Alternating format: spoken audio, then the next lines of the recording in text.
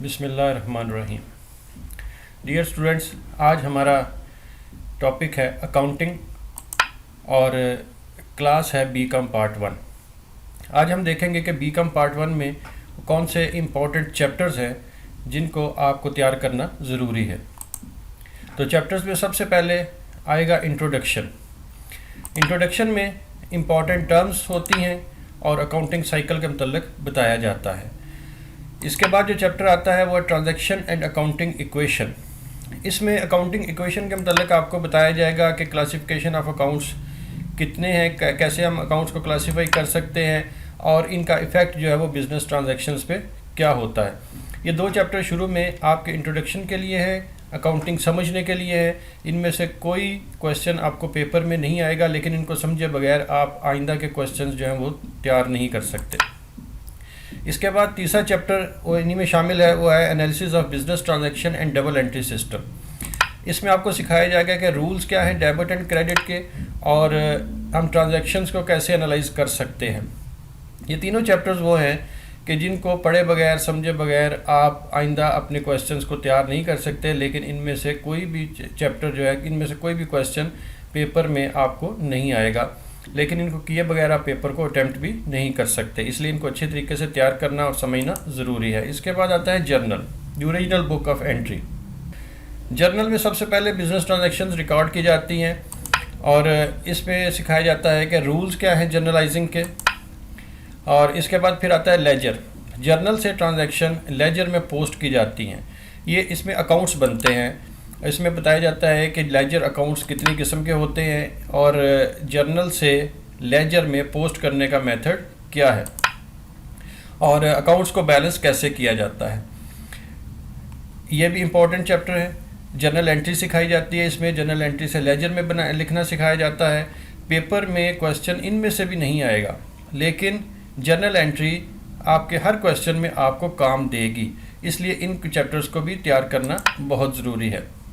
इसके बाद trial balance का मेथड इसमें आता है कि ट्रायल बैलेंस हम कैसे तैयार करते हैं, ट्रायल बैलेंस का तरीकाकार क्या होता है, ट्रायल बैलेंस हमें क्या फ़ायदा देता है, ये सब चीज़ें इसमें आप सीखेंगे।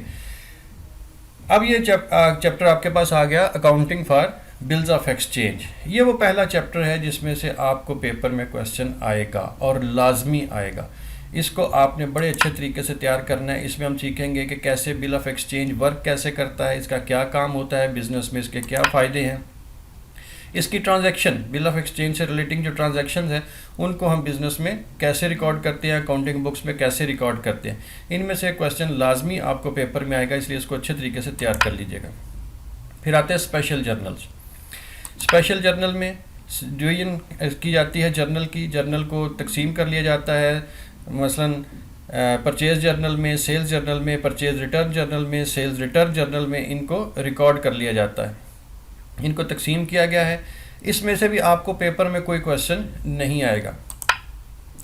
और इसके बाद फिर इसमें यह भी चीज़ है कि how to transactions are entered in special journal and posted to ledger, कि जर्नल को हमने डिवाइड कैसे किया, उसके बाद इसमें ट्रांजैक्शंस कैसे होंगी और ट्रांजैक्शन के बाद लेजर कैसे बनेंगे। फिर आता है cash book and bank reconciliation statement. हाँ जी, ये भी एक वो चैप्टर है जिसमें से लाजमी पेपर में एक क्वेश्चन आएगा। इसको भी आपने बड़े अच्छे तरीके से तैयार करना है, इसकी बड़ी अच्छी प्रैक्टिस आपने करनी है। इसमें सीखा जाएगा कि टाइप्स क्या हैं हमारे पास कैश बुक की और कैश बुक को क्लासीफाई कैसे किया गया, इनको मुख्तलिफ हिस्सों में कैसे तकसीम किया गया है। और फिर ये भी होगा कि कैश बुक और पासबुक। पासबुक वो बुक है जो कि बैंक आपके लिए लिखता है। अगर आपका बैंक में अकाउंट है तो बैंक उसकी जो पूरा रिकॉर्ड रखेगा वो पासबुक में रखेगा, आपको उसकी कॉपी भी देता है, इसको आजकल बैंक स्टेटमेंट भी कहते हैं। तो कैश बुक और पासबुक में जो डिसएग्रीमेंट आता है, जो फ़र्क आता है, उसकी वजूहात क्या है, वो इसी चैप्टर में आपको सिखाई जाएंगी। और फिर बैंक रिकॉन्सिलेशन स्टेटमेंट बनाने के कितने तरीके हैं, कैसे इसको तैयार किया जाता है, वो भी आप यहाँ से सीखेंगे। इनमें से एक क्वेश्चन पेपर में आपको लाजमी आना है, इसलिए इसको अच्छे तरीके से तैयार कीजिएगा। और स्पेशली ये जो reconciliation with adjusted cash book, आजकल जो क्वेश्चन आ रहा है वो एडजस्टेड कैश बुक में से आ रहा है कि कैश बुक को कैसे एडजस्ट करते हैं और उसके बाद इसकी बैंक रिकॉन्सिलेशन बनाते हैं। इसलिए इस पोर्शन को भी आपने बड़े अच्छे तरीके से तैयार करना है। अगला चैप्टर जो है वो journal proper and summary of book keeping in the trial balance. ये प्रॉपर जर्नल है, जर्नल प्रॉपर जिसको हम कहते हैं। इसमें से भी पेपर में क्वेश्चन आपको कोई नहीं आएगा, लेकिन आपने इसको तैयार करना है। ये याद रखिएगा कि आईकॉम डीकॉम की निस्बत यहाँ पे आपको शॉर्ट आंसर्स नहीं मिलेंगे, आपने सिर्फ लॉन्ग क्वेश्चन न्यूमेरिकल्स हल करने हैं, इसलिए शॉर्ट आंसर्स को तरफ आपका जो इस पे डिपेंड आपने नहीं करना, बल्कि आपने क्वेश्चंस को न्यूमेरिकली बड़े अच्छे तरीके से सॉल्व करने का सीखना है और इसकी प्रैक्टिस आपने करनी है। तो जनरल प्रॉपर में से कोई आपको क्वेश्चन जो है वो पेपर में नहीं आएगा। बहरहाल इसमें सिखाया जाता है कि ओपनिंग एंड क्लोजिंग एंट्रीज़ क्या होती हैं, एडजस्टमेंट्स और रेक्टिफाइंग एंट्रीज़ कैसे रिकॉर्ड की जाती हैं, और ट्रांसफ़र और रेयर एंट्रीज़ बाज़ औक़ात ये बहुत कम कभी कभार होने वाली जो एंट्रीज़ हैं वो इसके अंदर कैसे रिकॉर्ड की जाएंगी। हाँ जी, अब आ गया chapter final accounts, the completion of accounting cycle. यहाँ पे आके हमारा अकाउंटिंग साइकिल मुकम्मल हो जाता है। फाइनल अकाउंट्स में हम देखते हैं कि बिज़नेस का नफ़ा या नुकसान क्या है, इसको प्रॉफिट हुआ या लॉस हुआ, इसमें से भी एक क्वेश्चन आपको लाजमी आना है, लेकिन ये कुछ चैप्टर के साथ मिल के आएगा। वो कौन से हैं वो हम आगे देखते हैं। तो इसमें आपको सिखाया जाएगा ट्रेडिंग अकाउंट कैसे बनाना है, प्रॉफिट एंड लॉस अकाउंट कैसे बनाना है, और बैलेंस शीट कैसे तैयार करनी है। हाँ जी, ये चैप्टर आ गया adjustment and their effect on final accounts. ये फाइनल अकाउंट्स जो आपने ये वाला चैप्टर जो आपने पढ़ा है, ये आपके पास फाइनल अकाउंट जो था, इसको इसके साथ मिलके एडजस्टमेंट्स जो है वो इसकी आएंगी। ये आप देखिए कि ये एडजस्टमेंट्स जो हैं इस फाइनल अकाउंट के साथ एडजस्ट की जाएंगी। इनमें सिखाया जाएगा कि कैसे एडजस्टमेंट्स बनाई जाती हैं। इन दोनों को मिला के एक पूरा क्वेश्चन आपके पास आएगा। इसमें और कौन कौन सी चीज़ें आती हैं, एडजस्टमेंट एंड देयर नीड के एडजस्टमेंट्स क्या हैं, उनकी ज़रूरत क्या है, क्यों ये कारोबार में होती हैं, टाइप्स इनकी क्या हैं, एडजस्टमेंट्स कितनी किस्म की होती हैं, ये सारी चीज़ें इसके अंदर आती हैं। तो ये मिल के दोनों एक क्वेश्चन आता है। इसके बाद जो चैप्टर हमारे पास आया वो वर्कशीट है। वर्कशीट वही चीज़ है फाइनल अकाउंट, लेकिन इसको हम कॉलम्स में लिखते हैं और ये हमारे पास 10 कॉलम्स बनते हैं, इसलिए हम इसको 10 कॉलम वर्कशीट कहते हैं। इसमें आपको सिखाया जाए कि मेथड क्या है वर्कशीट बनाने का। तो ये इसमें से भी कोई क्वेश्चन आपको उम्मीद है कि नहीं आएगा, लेकिन आपने इसको देख लेना है। इसके बाद आते हैं financial statement. Final accounts account की शक्ल में होता है, डेबिट क्रेडिट दो साइड्स होती हैं, लेकिन फाइनेंशियल स्टेटमेंट एक स्टेटमेंट की शक्ल में होता है। अमेरिकन अकाउंटिंग सिस्टम में फाइनेंशियल स्टेटमेंट बनाई जाती है, ये भी आपको सिखाई जाएगी। फाइनेंशियल स्टेटमेंट में से भी उम्मीद है कि आपको कोई क्वेश्चन नहीं आएगा, फाइनल अकाउंट्स में से लाजमी आएगा। इसमें आपको कॉस्ट ऑफ गुड्स सोल्ड बनाना सिखाई जाती है, इनकम स्टेटमेंट बनाना सिखाई जाती है, और फिर बैलेंस शीट। चीज़ें वही हैं जो फाइनल अकाउंट्स में हैं, लेकिन यहाँ पे इसको 3 मुख्तलिफ हिस्सों में स्टेटमेंट की फॉर्म में तकसीम कर दिया गया है। इसको स्टेटमेंट की फॉर्म में हम बनाएंगे। इसके बाद अगला चैप्टर जो है कैपिटल एंड रेवेन्यू। इसमें से भी क्वेश्चन आने का 50% चांस है, क्वेश्चन आ सकता है, इसलिए इसको भी अच्छे तरीके से आप तैयार कीजिएगा। इसमें देखा जाता है कि नेचर क्या है, कैपिटल एंड रेवेन्यू आइटम्स कौन कौन से होते हैं। सारी प्रैक्टिस सिर्फ इसी चीज़ की इसके अंदर है कि कैपिटल एंड रेवेन्यू आइटम्स कौन कौन से हैं, चाहे वो एक्सपेंडिचर हों, चाहे रिसीप्ट्स हों, चाहे वो प्रॉफिट हो, चाहे वो लॉस हो, वो कैपिटल एंड रेवेन्यू किस तरीके से होते हैं और क्यों होते हैं।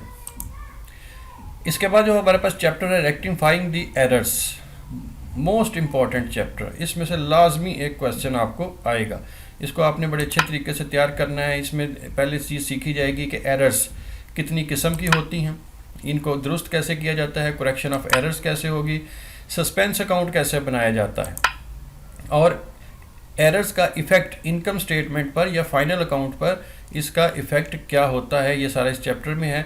और क्वेश्चन जो है आपको सस्पेंस अकाउंट और इफ़ेक्ट ऑफ एरर्स इनके साथ मिल के आपको पेपर में क्वेश्चन आएगा, इसलिए इस पोर्शन को आपने अच्छे तरीके से हल करना है।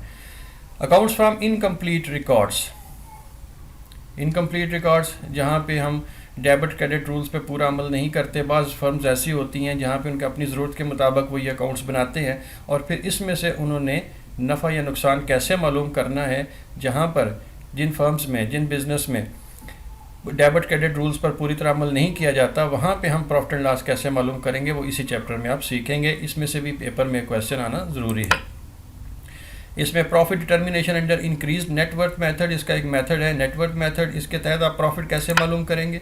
Profit determination under conversion method, conversion method में आप इसका प्रॉफिट कैसे मालूम करेंगे। इसमें लेकिन ज़्यादातर जो है आपके पास जो इंक्रीज्ड नेटवर्थ मेथड है, इसमें से ज़्यादा क्वेश्चन आपको आएगा, इसलिए इस पोर्शन को आप अच्छे तरीके से हल कर लीजिएगा।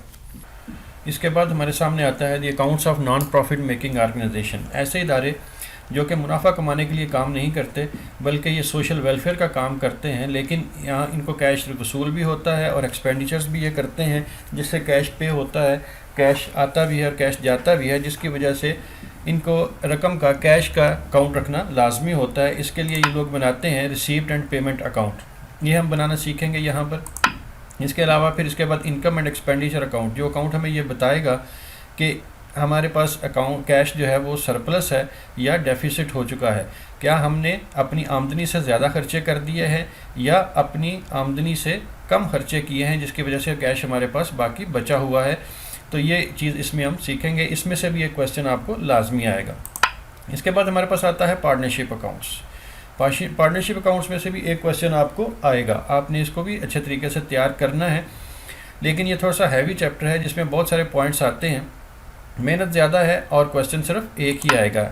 इसमें डिस्ट्रीब्यूशन ऑफ प्रॉफिट है कि पार्टनरशिप में जो प्रॉफिट होता है वो मुख्तलिफ पार्टनर्स में कैसे डिस्ट्रीब्यूट किया जाता है।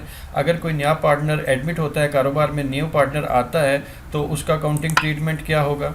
कारोबार में गुडविल, इसकी अकाउंटिंग ट्रीटमेंट क्या होगी। अगर कोई पार्टनर रिटायर हो जाता है या उसकी डेथ हो जाती है तो उस सूरत में अकाउंट्स को कैसे मेंटेन किया जाएगा। और पार्टनर आने या पार्टनर रिटायर होने या पार्टनर के फौत हो जाने के बाद बाकी जो पार्टनर्स बचते हैं उनमें न्यू प्रॉफिट शेयरिंग रेशो, मुनाफा या नफ़ा, मुनाफा या नुकसान, इसको तकसीम करने की नई रेशो क्या होगी। ये सब चीज़ें इसके अंदर आएंगी। और फिर सबसे आखिर पे कि अगर पार्टनरशिप को हम डिज़ोल्व कर दें, पार्टनरशिप को ख़त्म करना चाहें तो उस सूरत में हमें कौन कौन से अकाउंट्स मेंटेन करना पड़ेंगे। ये सब पार्टनरशिप अकाउंट का हिस्सा है। इसके बाद जो चैप्टर हमारे पास आता है वो है डेप्रिसिएशन, प्रोविजन एंड रिजर्व्स। इसमें डेप्रिसिएशन जो है हम देखेंगे कि मेथड्स कितने हैं डेप्रिसिएशन लगाने के। डेप्रिसिएशन आपको पता है, आप पिछली क्लासेस में पढ़ चुके हैं कि डेप्रिसिएशन जो gradually decrease in the cost of assets की जो कीमत में कमी वाक़या होती है उसके इस्तेमाल की वजह से उसको डेप्रिसिएशन कहते हैं। तो इसके मेथड्स कितने हैं और डेप्रिसिएशन लिखने के, अकाउंट्स की बुक में लिखने के इसके कितने तरीके हैं, ये सब इसमें सिखाया जाएगा और इसमें से भी एक क्वेश्चन आपको लाजमी आना है। तो ये थी आज की वीडियो जिसमें आपको बताया गया कि कौन कौन से चैप्टर्स इंपॉर्टेंट हैं, किसको आपने अच्छे तरीके से तैयार करना है। नेक्स्ट इंशाल्लाह आपको बताऊंगा कि कौन कौन से क्वेश्चंस जो हैं वो इम्पॉर्टेंट हैं, कौन से पेपर्स में आने के चांसेस हैं और किस तरीके से ये पेपर में आएंगे और आपने किस तरीके से इसको सॉल्व करना है।